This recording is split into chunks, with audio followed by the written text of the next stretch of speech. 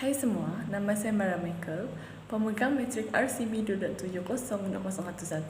Hari ini saya akan membentangkan diarisitas yang bertajuk Adat dan Perkembangan Masyarakat Melayu dalam Tamadun Islam.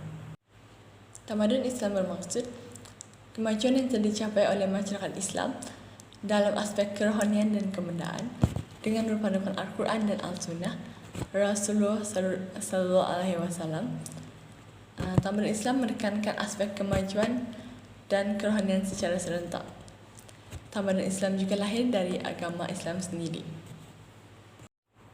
Dalam aspek agama dan kepercayaan, definisi agama Islam yang diberi oleh para ulama dari sudut istilah ialah tiada Tuhan melainkan Allah dan pengakuan bahawa Muhammad adalah Rasulullah, mendirikan solat, mengeluarkan zakat, berpuasa di bulan Ramadan, dan mengerjakan haji ke Baitul Mal sekiranya mampu. Dari sudut kepercayaan pula, agama Islam menekankan umatnya untuk berpegang teguh kepada dua perkara, iaitu rukun Islam dan rukun iman.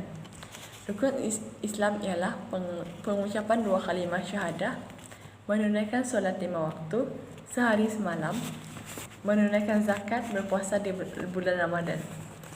Untuk rukun iman pula, mengandungi kepercayaan-kepercayaan yang wajib ada dalam iman itu. Terdapat 6 kepercayaan yang terkandung dalam rukun iman, iaitu percaya kepada Allah, percaya kepada malaikat Allah, percaya kepada Nabi Allah, percaya kepada kitab Allah, percaya kepada hari kiamat, dan akhir sekali ialah percaya kepada qadar Allah. Seterusnya, dalam aspek pantang larang dan kepercayaan pula, pantang larang ialah peraturan larangan bagi sesebuah kehidupan, sesebuah bangsa.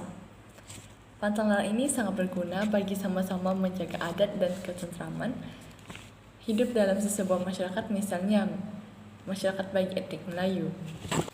Pantang larang dalam adat perkahwinan ialah mereka dilarang keluar dengan pasangan selama 40 hari sebelum diijab kabulkan, untuk mengelakkan tomahan masyarakat dan juga mengawal nafsu pasangan tersebut. Adat melenggang perut dijalankan untuk membetulkan kedudukan bayi di dalam perut. Dilarang mendera binatang, jika tidak dipatuhi anak yang bakal dilahirkan akan mempunyai ciri-ciri haiwan tersebut. Dalam aspek amalan harian, mereka dilarang mengangkat kaki semasa berbaring kerana dianggap tidak sopan. Dilarang bersalaman dengan menggunakan tangan kiri kerana perbuatan ini dianggap kurang beradab. Di samping itu, dalam aspek adat dan pantang larang masyarakat Melayu dalam tamadun Islam, adat bermaksud peraturan yang sudah diamalkan sejak turun-temurun di dalam sesebuah masyarakat sehingga menjadi hukum dan peraturan yang harus dipatuhi oleh masyarakat Melayu. Adat perkahwinan masyarakat Melayu bermula dari cara merisi, meminang, bertunang, akad nikah, berinai, dan perkahwinan.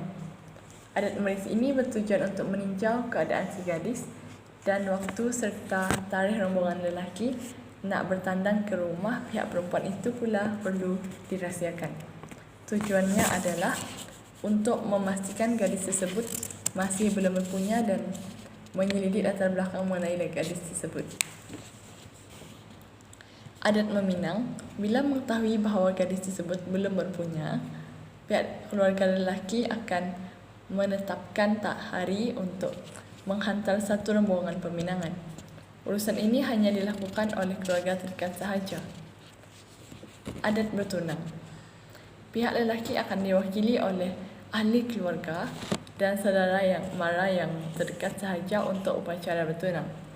Majlis pertunangan ini diadakan di rumah keluarga perempuan dan hantaran haruslah terdiri daripada tempat sirih atau sirih junjung sebagai bingkisan utama, sebentuk cincin beserta hantaran lain seperti bunga rampai, buah-buahan, kuih-muih, dan pakaian. Perkara yang dibincangkan dalam majlis pertunangan ialah tarikh akad nikah dan perkahwinan serta nilai wang hantaran.